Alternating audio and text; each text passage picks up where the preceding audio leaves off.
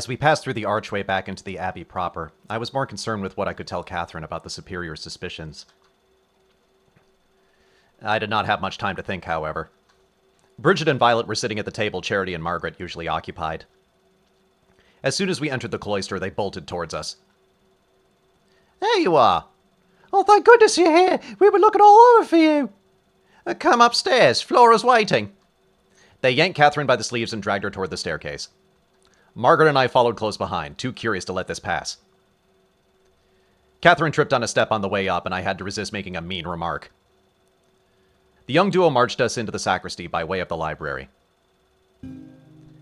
Eustace had finished cleaning up the place. It was practically gleaming, free of bric-a-brac or the charred remains thereof. The room was actually rather spacious. Flora sat in her barrow, looking anxious. Next to her was Eustace, who was her typical stoic self. I felt a rush of fear when I saw her. The pair of them were flanking something covered in sackcloth. It took you long enough. We couldn't find them. They were off in the cab, turns out. Whatever, thanks for finding them. I wanted to show Katherine something. Oh dear. Now that I'm the sacrist, it's apparently up to me to choose what we keep in here and look after and stuff. That works out because I've been working on something. Maybe it's a bit selfish, but I thought the first thing we could keep in here is... She waved a hand towards Eustace. On Flora's signal, she pulled the cloth away to reveal a lavish painting of a woman in noble refinery. On Flora's signal, she pulled the cloth away to reveal a lavish painting of a woman in noble finery.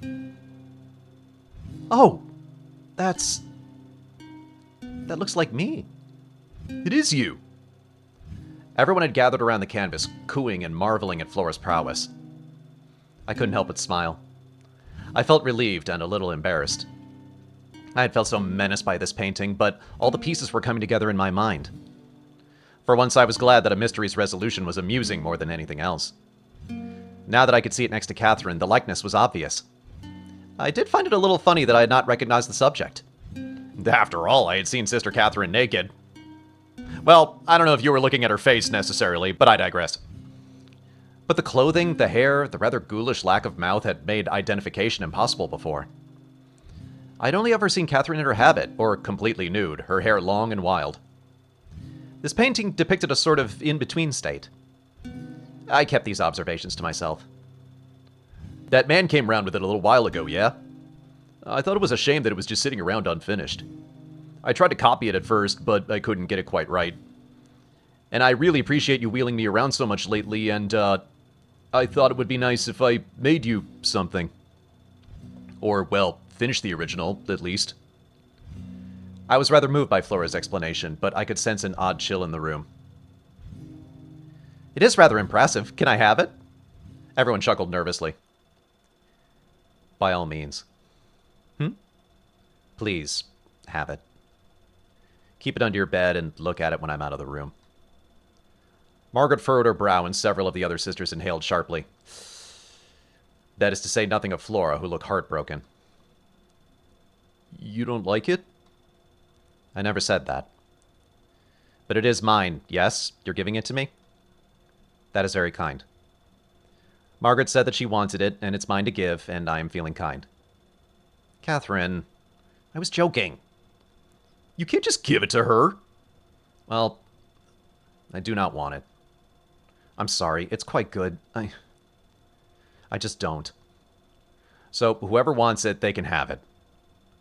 Just as long as they hang it up somewhere I don't have to look at it. Is that fair?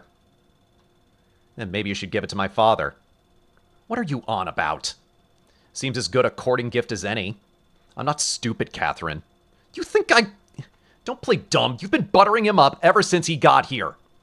I'm trying to be nice to him. Why? Because he's your father, Margaret. I wanted to do right by you. Yeah, well, I think you're full of shit. Margaret stormed out of the room. She was angrier than I had ever seen her.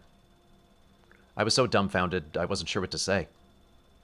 Eustace remained stoic, Flora looked crestfallen, but Violet and Bridget were clearly doing their best to mask giggles.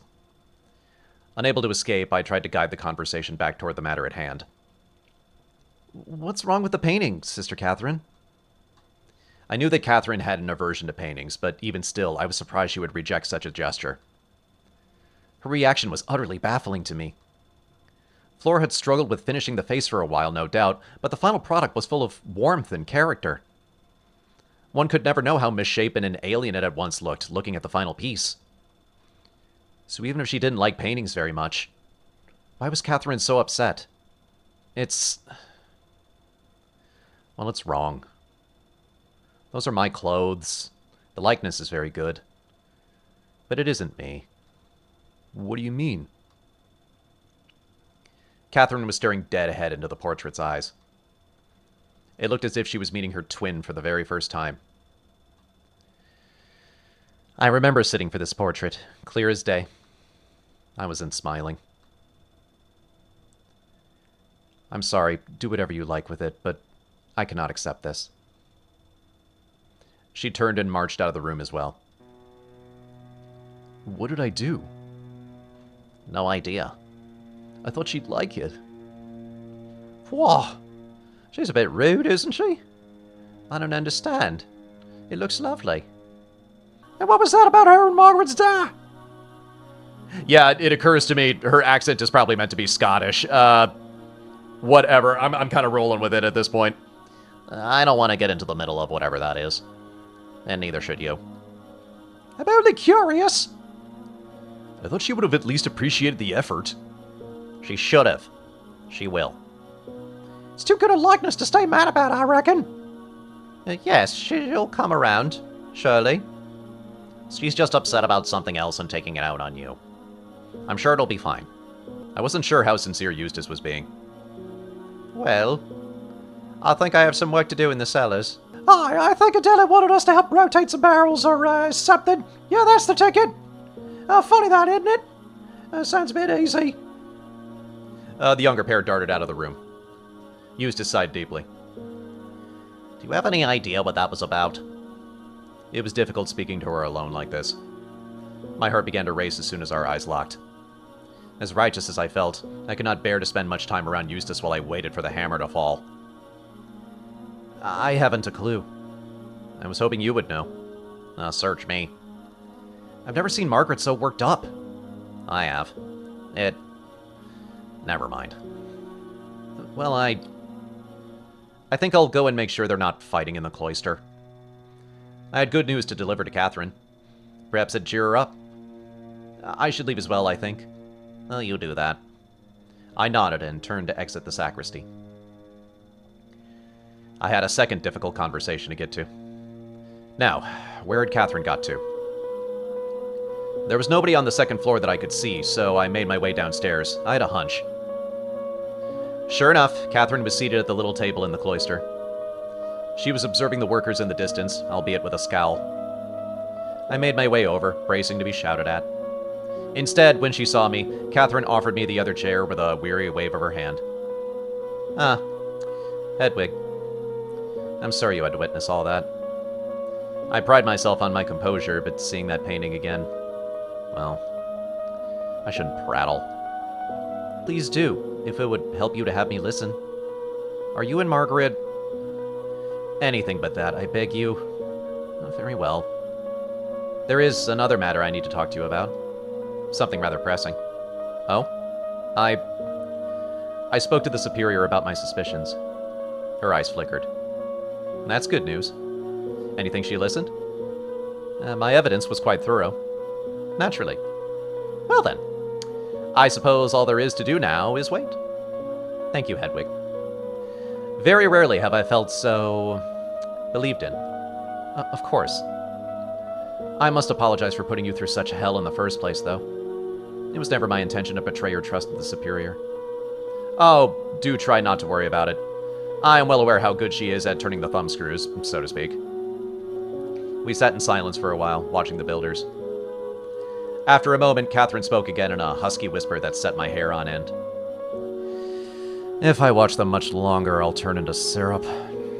Oh. She glanced at me sideways. Last chance. Excuse me? Don't be coy, darling. It's very unbecoming. Don't be unbecoming. Instead, be coming with me. Would you care to accompany me? Where? To bed, you idiot! Why travel so far? The cellar is just down there. My word, you are something else. It's better than nothing, I'm afraid. I'm a lady, not a dog. I would, except I think you ought to go speak with Margaret. Nosy? I mean it. She sighed through her nose, squinting to get a better look at the faraway workers. You're right, of course. She said some very rude things about me, though. Well, you were also rather rude. I understand why, naturally. Flora's painting came as rather a shock, I'm sure. It must have reminded you of... Katherine looked at me through narrowed eyes. You're rather comfortable around me, considering what I've told you. You confided in me because you trust me. Well, I trust you. You say he deserved it, so... I must believe you joined the Abbey to seek salvation for your sins. I didn't trust her, of course. Not entirely, but it felt like the correct thing to say. Salvation is a funny word. That man deserved what he got, and I would kill him again were he to ever return.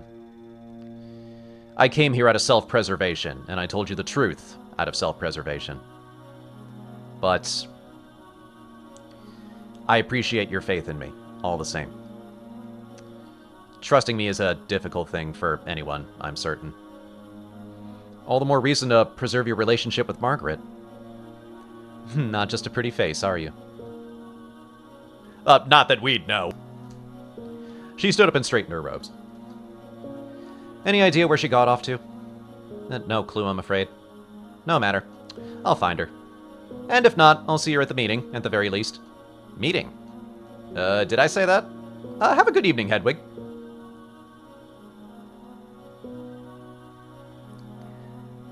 After Katherine left to find her dearest friend, I was left to my own devices for a while. I turned the hint she had dropped over and over in my head. Meeting? What meeting? I found myself pacing around the dormitory hall. It was quiet. The others were elsewhere. All except Darcy, of course. I felt a pang of sympathy each time I passed her door. Darcy? Darcy? I finally decided to knock gently, but there was no answer. Ever so carefully, I opened the door a crack. Darcy was still in bed, but I could see her chest rising and falling. Thank God for that, at least. I whispered her a little well-wish and then left for downstairs. The men had retired for the night. It was too dark to work. For a moment, I enjoyed the relative silence. I could still faintly hear the sounds of the camp, but it was the most peaceful the cloister had been for a while. Curiously, I could see light flickering inside the chapel through the windows.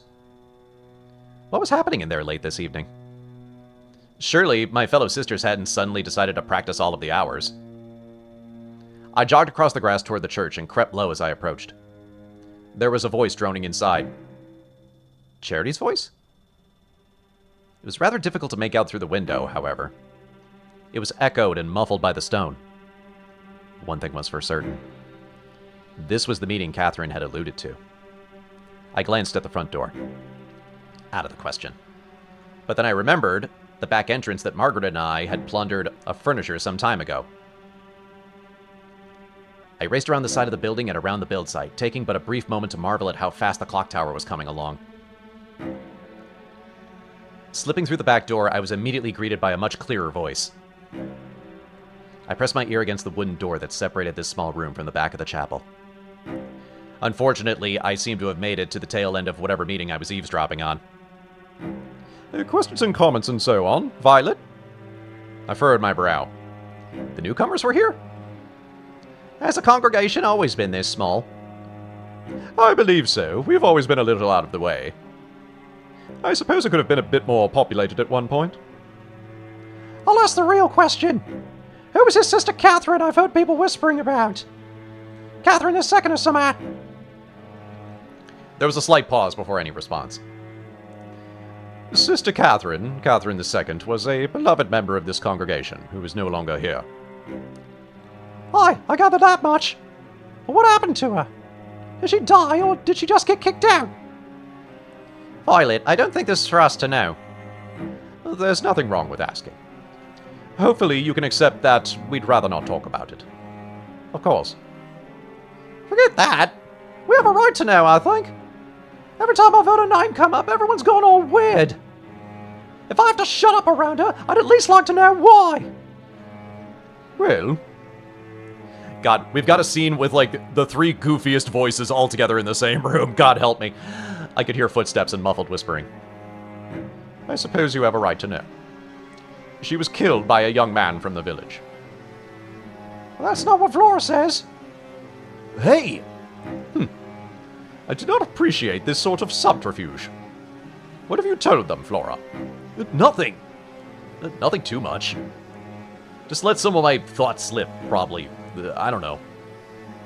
And what sort of thoughts might those be? Ghost? Speak up! I was not used to hearing Charity act this authoritative. I'd only heard it once before, now that I thought about it. In a meeting very similar to this one. Just talked about the ghost once or twice, probably. Hi.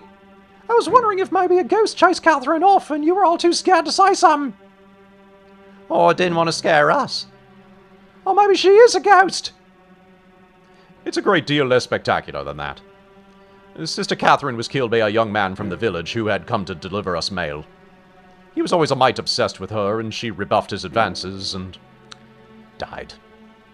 That's why the bishop is here. Well, that and performing your rites. But primarily, he came to collect the poor wretch. So if a lad from the village killed her, why is he still here? And when's he going to get taken away? When's the bishop leaving? Oh, good question. That man is a bit of a lazy sort. I suspect he'll go when the superior is tired of him.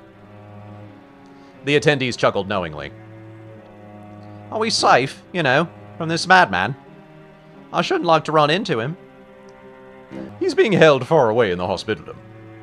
I gritted my teeth. I could only hope that the bishop was correct and James was far, far away.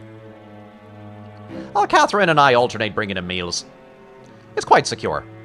I wouldn't worry. It wouldn't be long until someone noticed his absence, surely. Hang on. How far away is the hospitalum?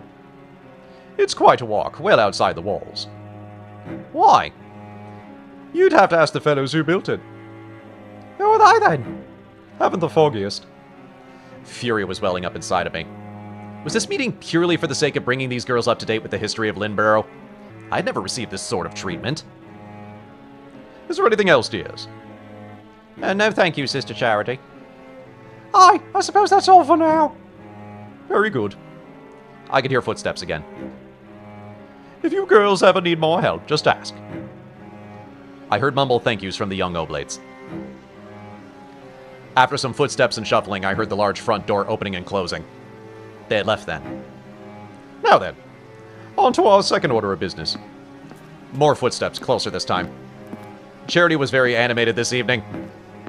One moment, I shall get a chair. I was not built for standing at the pulpit. I realized far too late that the footsteps were headed my direction. I attempted to scramble away from the door, but in the dark, I managed to fumble and trip over a chair leg. Sister Hedwig? I was dragged into the torchlit chapel to explain myself. Nearly everyone was here. Darcy was absent, naturally. As were Angela and the Superior. The rest of the Abbey was here, though, glowering at me as I stood between the pews looking up at Charity's disappointed gaze. What were you doing sneaking around like that, This is exactly what we called this meeting about, Charity. It turns out that one of us is a sneak, after all. And a bit of a freak. I must say, I'm disappointed to find you like this, Hedwig. I'm sorry. Why are you spying on us, Hedwig? Well, I looked at Katherine, my strongest present ally. She shook her head ever so slightly. On your own, sister, sorry. Should have come to my bed when you had the chance. There's really nothing so nefarious about it. Anything you've noticed is a series of coincidences, I'm sure. Not bloody likely. You'll have to do better than that, Hedwig. If I may, Hedwig, she has been curious as of late. curious about Sister Katherine, much like those other two girls were. I opened my mouth to add to this, but I noticed Eustace look at me pointedly. Ho-hum. I suppose it has been impossible to keep a tight lid on these things, and a chronicler would be naturally interested. But you weren't just trying to fill in gaps, were you? No, Sister Charity. I suspect that gap in our history grew to be a gap in Hedwig's understanding, perhaps, of her place here. That's a lovely sentiment, Eustace, but you should let Hedwig speak for... Eustace is correct. Ah, well then. I suppose you can be forgiven for sneaking about with that in mind. It was that whistling, Sister Charity. I gather that was a signal to meet here? Indeed. For my part, it was not intended to be quite so... mysterious. More than anything, we just like to keep the Superior and the Prioress out of this sort of thing. And me? Charity smiled sheepishly. I must confess, that is because you have been a primary subject as of late. Oh? Not just this meeting, then. People are worried about you, Hedwig. You've seemed a little off. Preoccupied, quick-tempered. You like taking your clothes off in public. Bit weird. Would you believe that's unrelated? Yes, Flora, thank you. Hedwig has been under a lot of stress. Oh, really, Eustace? Let her speak. I just mean to say that she has confided in me, more than once, her suspicions regarding Katherine. Suspicions? About her death. Again, much like those younger girls, Hedwig seems to be under the impression that Katherine might not have died at all. I narrowed my eyes involuntarily. That had been her suggestion to me many days ago. What sort of move was this? It was a bold choice at the very least. A disappointed murmur was echoing around the chapel. Was that so? I could feel everyone's eyes on me. I turned to meet their faces. All of them looked bemused and somewhat hurt. If I may, I think it might be worth taking Hedwig to her grave. That might provide some necessary closure. You mean now? Oh, what better time? Daytime. The sooner the better, I should think. If there are any feelings festering, they should be addressed quickly. I see your point. I could do with a brisk walk, I suppose. Would anyone here be opposed? Nobody spoke up. One of you is going to have to push me. Does one's duty never end? It had grown so dark that it was necessary to stop by the workshop to acquire torches. The men in camp, noticing our large group, all regarded us with curiosity as we traveled between their tents. Need an escort, good sisters? Oh, pack it in. We're just enjoying a brisk stroll up the hill. As you wish, good sister.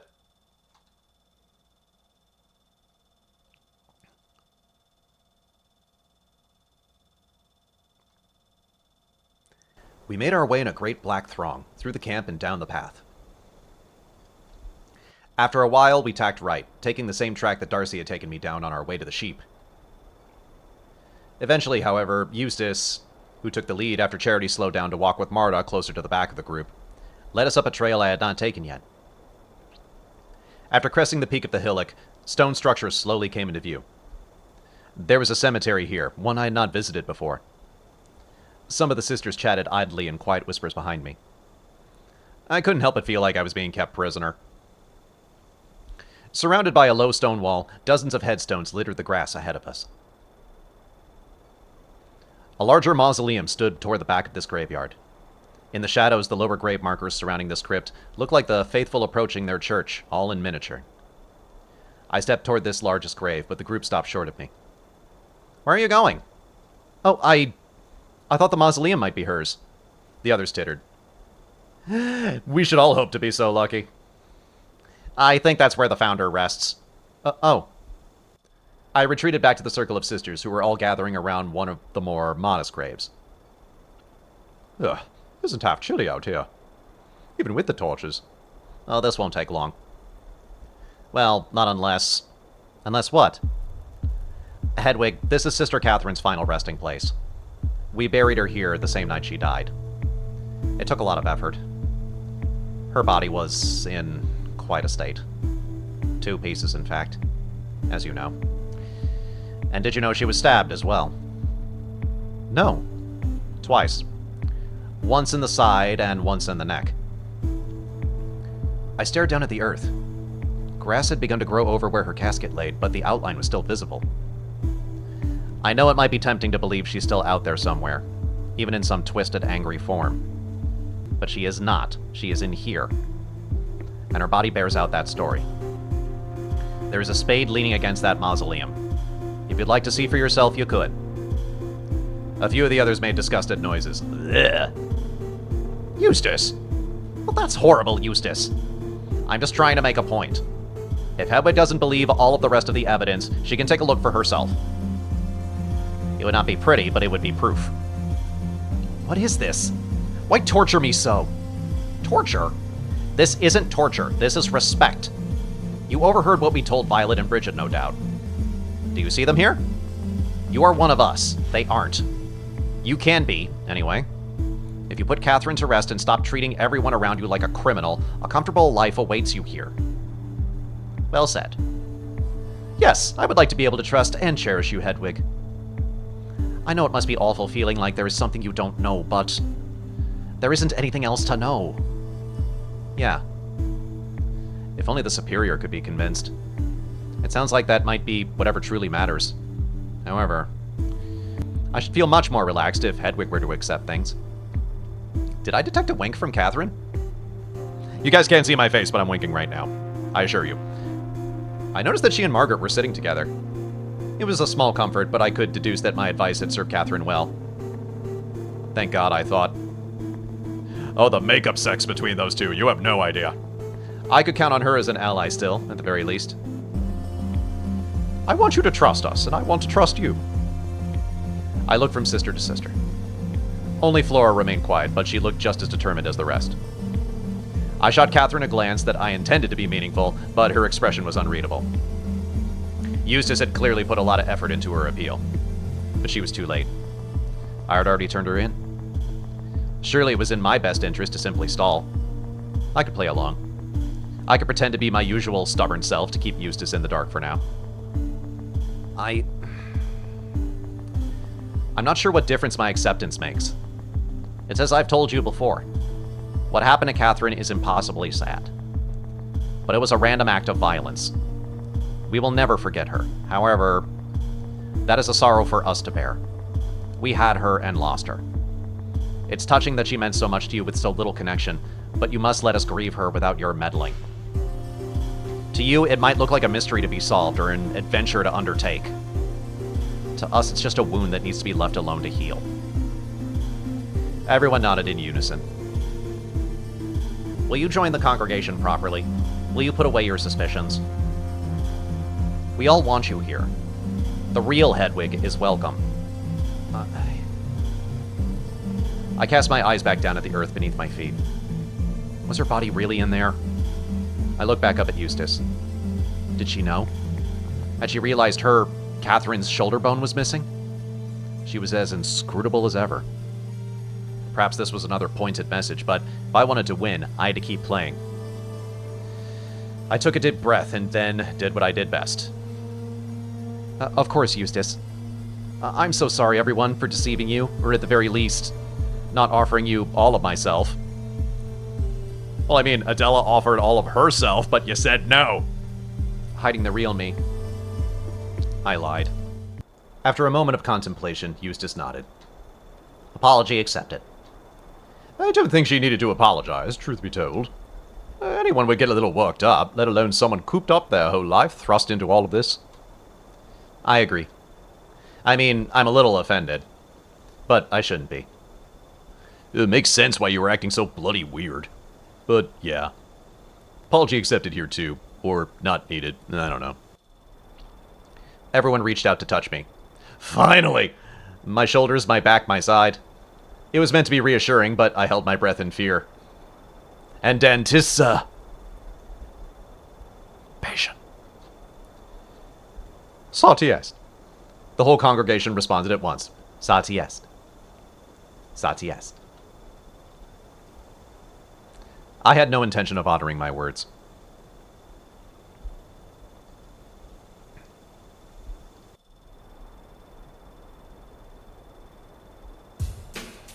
I pondered, however, as we began to walk toward the Abbey, whether it might be best to make good on my apology.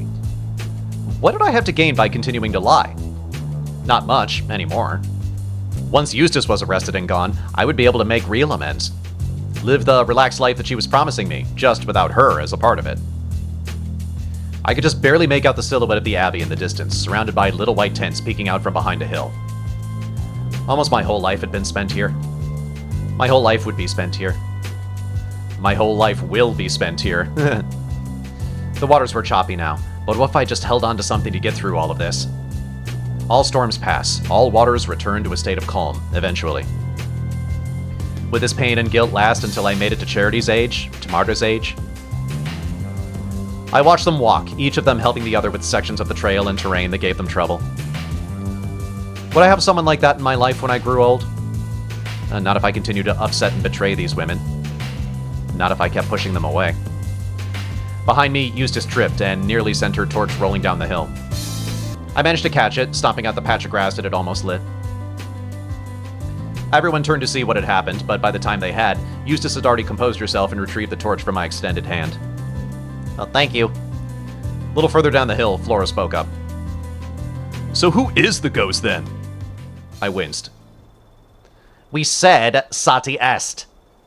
"That was Eustace's silly little prank, Flora, remember?" "Oh, that's right." "Even the one that chased me, broke my leg? I was worried it was Katherine II at one point, but I don't know." Everyone stopped and turned to face Flora. "What do you mean?" "Well, just, if we're having a big heart-to-heart and getting it all off our chests, who was the ghost?" "It was nobody. A trick of the light." "Absolutely not. It was real, and Hedwig saw it too.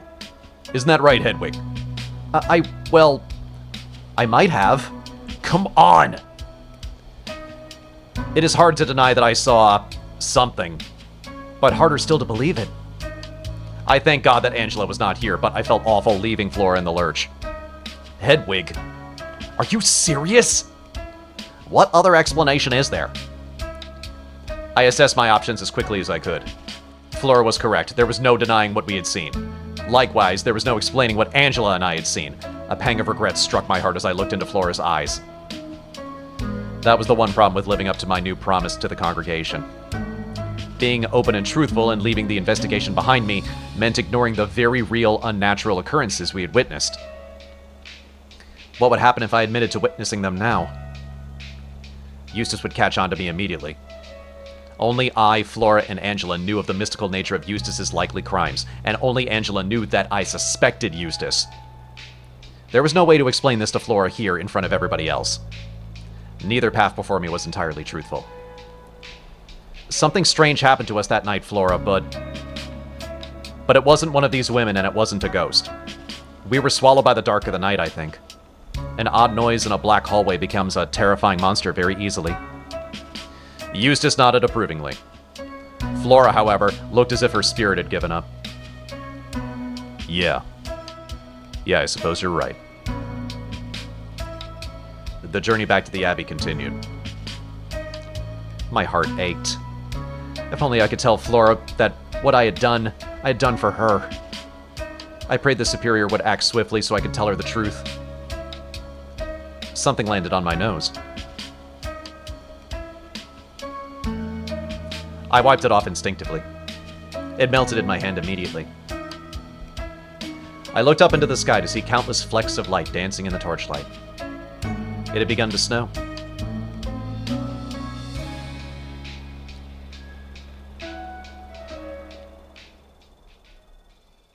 It's not God pissing on me, it's just God shedding his dandruff on me. That night, I dreamed of pikemen and pursuit once more. I woke up the next morning feeling chilly. When my feet touched the stone floor as I got out of bed, I inhaled sharply. It was so cold that it was a little shocking. The whole world was white. I was still reeling from last night's conversation. I mulled my options over again, as if I hadn't made my choice already. Poor Flora. I squirmed. The floor really was remarkably cold. Too curious to let the opportunity pass, I walked to the center of the room and laid down. The sensation of frigid stone against my skin woke me up faster than any breakfast could. It was difficult to stay in one place without wincing. This is the 15th century version of a cold shower. Eventually, I retreated and stood back up to get dressed. I felt rather invigorated.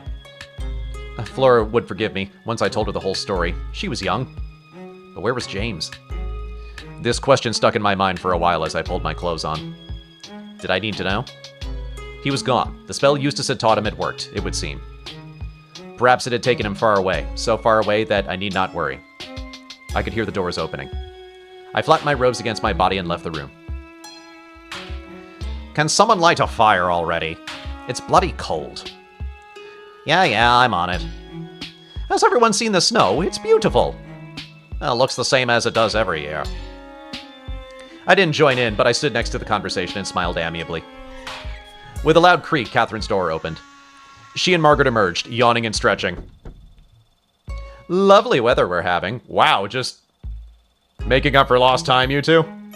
Can we please get a Oh, Eustace is already taking care of it. Thanks. Katherine crossed the room and entered Flora's. Idle chatter continued. Adela emerged from her room and expressed the same desire for warmth as the others. Then she noticed Eustace busying herself by the fireplace just as they had. The fire roared to life, finally. Darcy's door opened. My heart caught in my throat, but I relaxed as soon as she emerged. She looked far better than she had the last time I had seen her. Everyone cheered for her, and she chuckled, waving them off. I am fine. I can tell you all about it later. She looked for me in the crowd, and when our eyes met, she winked slowly. I smiled back, feeling genuinely relieved. Oh, same, sister. You have no idea. Flora's door opened, and worry gripped me as Katherine wheeled her out. However, I was relieved once again to see that Flora was chipper and animated. In fact, she looked happier than I had seen her in a long time. Bridget and Violet emerged from their rooms as well, and they too looked bright-eyed and bushy-tailed. There she is! There they are. Did you see the snow? Is that... It's so pretty. I love snow. Aye, as do I. The pair of them followed Katherine and Flora out of the dorm, chattering loudly. The rest of us left soon after.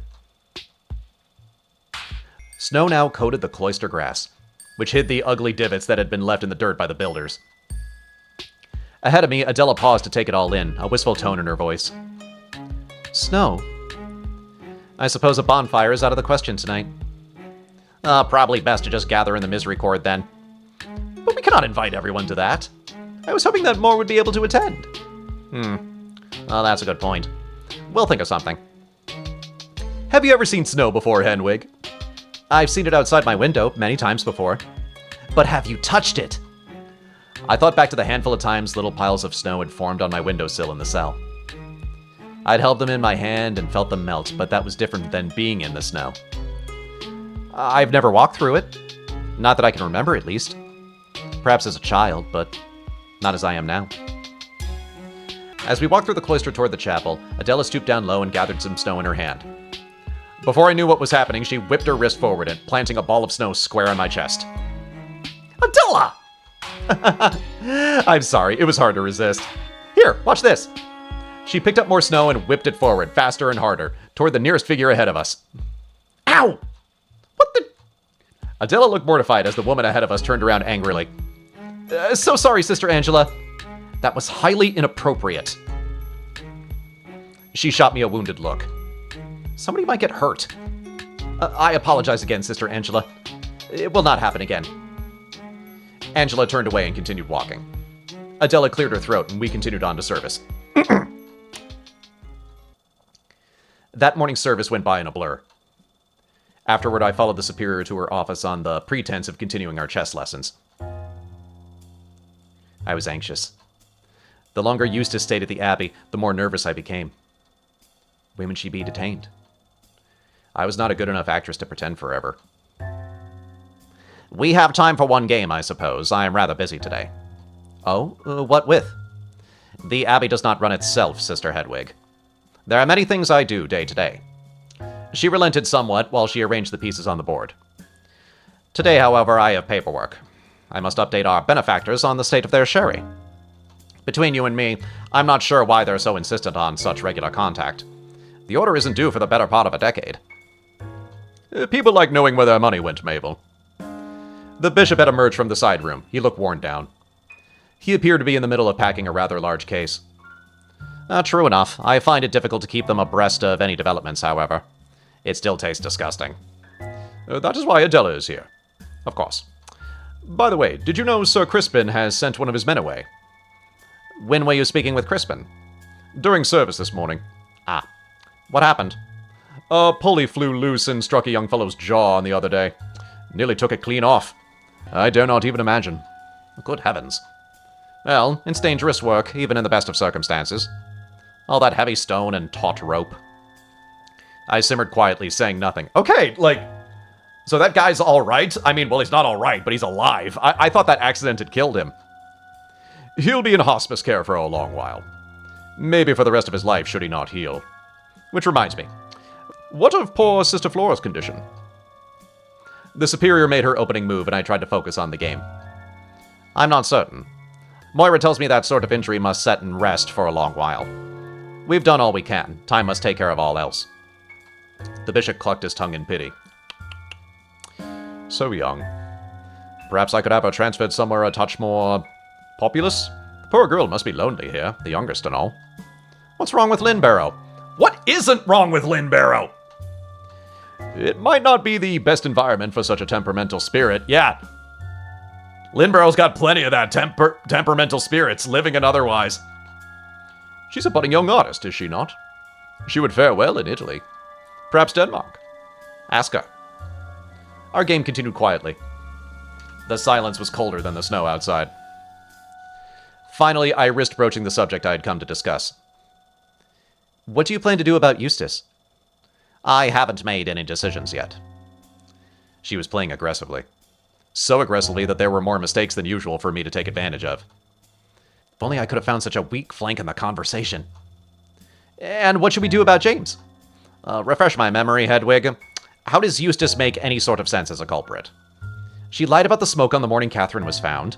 She burned down the sacristy, and I found a piece of bone in the wreckage. And a mysterious benefactor taught both Flora and James the same magic spell. That bone could have been used for ritual purposes. And it would stand to reason that the one who killed Katherine would want to set her conspirator free. I could tell I was coming up short. I could not explain the real evidence I had witnessed, the missing books in the impossible library. And what would this ritual do? Well, I don't know. And the boy did disappear. I'm concerned that magic may well be involved. All told, it is a rather strange set of coincidences. I won't deny that.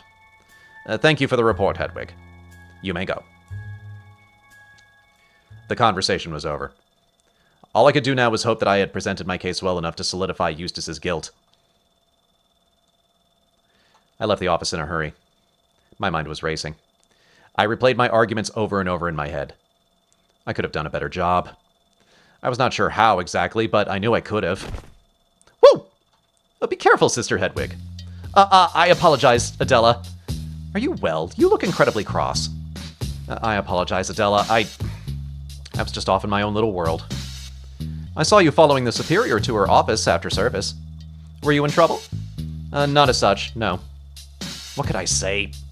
One more lie? A half-truth? All would sort itself out once Superior finally detained Eustace. I had to believe in that. She's been teaching me chess when we can squeeze a few games in here and there. I was thoroughly trounced, I'll have you know. Look for a lesson in every defeat, Sister Hedwig. Do not despair. I won't. We began walking. You look tired.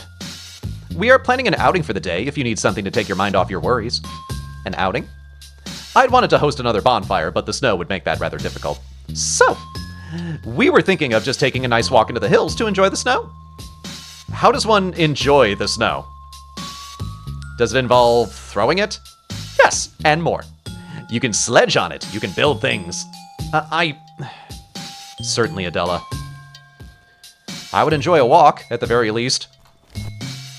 Yes, Adela is inviting Hedwig to play in the snow because she wants to plow her later. Come and meet us under the archway soon. She jogged away, presumably to round up the rest of the sisters. I made my way to the dorms to collect the traveling cloak from my room. I was the first to make it to the archway. The men's camp was rather quiet. I could hear idle conversation here and there, but most of them were resting inside their tents. "Oh, Hedwig. Glad to get you alone. Greetings, Sister Eustace. No need to be so formal." I glanced around, then stepped closer. "How are you faring? You know, after last night." "Oh, I'm pleased that we cleared the air. We can leave it at that. I'd rather not, if it's all the same to you. There's a lot I want to tell you, and more that I can't. The others know where to meet us. Take a walk with me?" She seemed slightly agitated. Did she know she was cornered? I was wary of leaving with her alone, but pride overrode my good sense. I had already won, I thought to myself. It was only a matter of time. Very well. We made our way down the road from the Abbey. Eustace walked fast, taking a path very similar to the one we had taken to the graveyard. It was occasionally difficult to keep up. Once we reached our relatively flat spot past the hillocks, she stopped, apparently satisfied. "We used to come here a lot. Me, Margaret, Moira, and Katherine. Nice view. Not a chance of being overheard. What's this about, Eustace? I'm relieved that you took my gambit well last night. I want to apologize for putting you in that position, first of all. How long had the others been under the impression that I thought Katherine was still alive? That is a rather ugly thing to have accused me of. A while. I'm sorry. I seeded it in the meeting prior to the one you stumbled into. Everyone else has been whispering about it for days, at least. My contingency plan. It's a shame that it ended up being necessary. I'd been worried for some time that everyone thought I was mad, and that I was being excluded from certain things. It was a rather ugly feeling, discovering that my worries were well-founded. I gather that those meetings are a regular occurrence around here? Yes. And when we found you eavesdropping in the chapel, I saw an opening I couldn't miss. It was all too easy to take control of the narrative. There's no need to rub it in, Eustace. You got what you wanted. Everyone thinks I am quite mad. In fact, I just went and told the Superior that I was done with it all as well. It's all over. It's in her hands now. Really? Well, that's good to hear. I have not relished this, I hope you understand. I realize I have been a bit of a bear to deal with. First I was infuriated, and then I was worried. When I found you dancing around in the grass naked, I wondered if I had done enough. Then I began to worry that I might have broken you. I dislike interfering with others. I prefer to leave things alone. I suppose I made that impossible for you. Yes. Anyway, I wanted to tell you something else. I think, now that you have agreed to put it all to rest, I owe you the truth. You couldn't have told me the truth from the very beginning? Frankly? No. And you'll understand why, I think. You see, Sister Katherine, she was not well. She had visions, much like Darcy does. I always enjoyed hearing about them. They were often gibberish, but the imagery was arresting. And some of them were more focused. There was something inspiring about watching her learn from them. Or at least try to learn from them. Some of these visions guided her towards making music. Others got her feeling a little poetic. And sometimes she would burst into rooms, ready to tell us all about how God had told her that it was time to really do something about the greed of the rich. And none of this sounds particularly troubling. And it didn't to me either, not at the time. Which is why, one day, when she came to me with her most rabid plan of action yet, I did nothing to stop her. She wanted someone killed. Ah, so you heard. Nothing substantive, but yes, I caught wind of it. She had received a vision, she said, of such horror, such importance that extreme action had to be taken. Who did she want to kill? She believed that she had seen a vision of the Antichrist, and she believed it was her duty to stop him. I stood there, stunned. I know. And I was foolish enough to believe her. She shared this vision with me, Moira, and Margaret. We were her most trusted confidants. Her fervor was so infectious, it was difficult to see the forest for the trees. And by the time I started having second thoughts, it was far too late to say or do anything about it. In the back of my mind, I just assumed that she would get tired of it and move on to something else. So how did she die then? It was James, Hedwig. It was just random. An awful, unexpected solution to a problem I let get out of hand. Do you really believe that? Yes. I find this hard to accept. Why act so mysterious? Why try to scare me toward the truth? Because I was ashamed, Hedwig. Ashamed and involved. I had the opportunity, or so I thought, to lay all this to rest without sharing too much. If only you had just accepted the story, but I suppose that was always out of the question. You were primed by the Superior to suspect everyone, everything, and accept anything but the real truth. I knew you had caught on about the smoke too, by the way. Margaret told me. I put it together. I think we all might have. She did? But... You have to understand, Hedwig, that people have lives that continue when they're outside of your vision. I understand the impulse to try and map everything out neatly, to strategically navigate between people and map out who was where, when, and why. But you have always acted as if the world only moves when you are looking at it. This is a visual novel. None of you guys move anyway. And that's only natural for someone who has lived the way you have lived for so long. But the simple fact of the matter is this. People talk, and everyone is more intelligent than you think. I'm sure everyone wanted to believe your absurd story about filling in the gaps, but when you started talking about smoke, it became obvious something was up. Be glad that I sated their natural suspicion with something relatively innocuous. Anyway, do you want to know why the smoke was an inconsistent detail? It was because I was burning all of the notes we had taken on Katherine's elaborate Antichrist fantasy. If those had gotten out after her death, she would have been excommunicated. And so would have the three of us who remained. Either that or we'd be hanged. So, naturally, we agreed to omit smoke from our stories, should anyone ever ask. But you couldn't convince anyone else to follow suit? How could we? It'd require explaining everything I've just told you. And I don't trust everyone at the Abbey quite like that. I hardly trust you with it, but I did owe this to you, I think. I hope this can serve as something of a foundational apology. Something to build a real friendship on. I see. Well, I appreciate that. I was turning all of this over in my mind. It made a sad kind of sense, but there were still missing pieces. Enough for me to press my luck. What about the beast? You never saw it, remember? What about the library? What about it? We stood in the snow. Eustace wasn't willing to back down, but neither was I. Ironically, a real answer might save her. She couldn't have known, but I was offering her a chance to exonerate herself. I want to know. If I am owed all of that, I am owed the rest. Anything else beyond what I've told you is unrelated. And anything else that happens, well, it's just something we'll have to live with. What I've just told you is something nobody else knows. I am trusting you with the deepest, darkest secrets of my history. And Katherine's. You are entering a very small circle. Just you, me, Margaret, and Moira. I'm just meant to live with the knowledge that there is something unexplainable out there? Something that might attack me? I'm done entertaining that particular fantasy of yours. That is your imagination. I do not know anything about it, and I do not believe anything you have told me is real. If you have seen anything, it is likely a product of your imagination. If you ignore it, it will go away.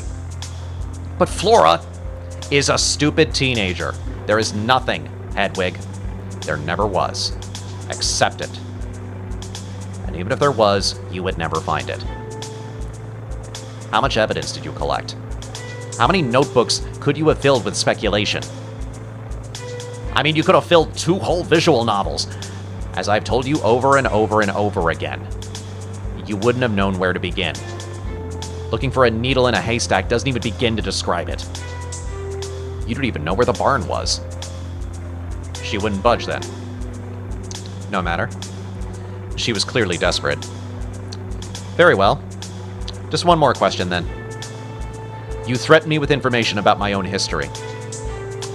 What do you think you know? Eustace looked at me cannily. Don't ask questions you don't want answered, Hedwig.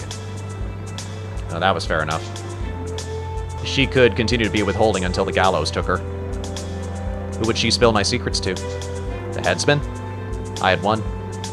Not every question had been answered, but I felt confident I could deal with the rest afterwards. Anyway, on to more amusing matters. What is it about showing yourself off that you enjoy so much? I was immediately knocked off balance by this salacious inquiry. The sudden flirtatiousness put me at ill at ease. She wouldn't be acting like this if she knew that I was simply biding my time waiting on her arrest. I don't think that's an appropriate thing to ask me. Oh, come on. This is how friends talk. We're friends now, aren't we? You can confide in me. Perhaps I should just give it a go. She walked away, leaving me feel rather dazed.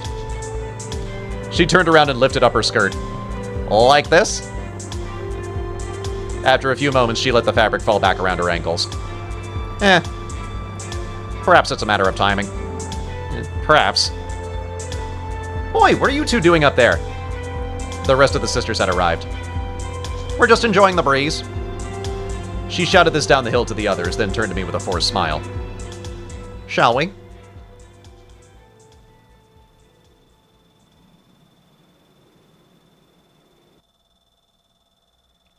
Yeah, getting naked in the snow, that is advanced nudity right there.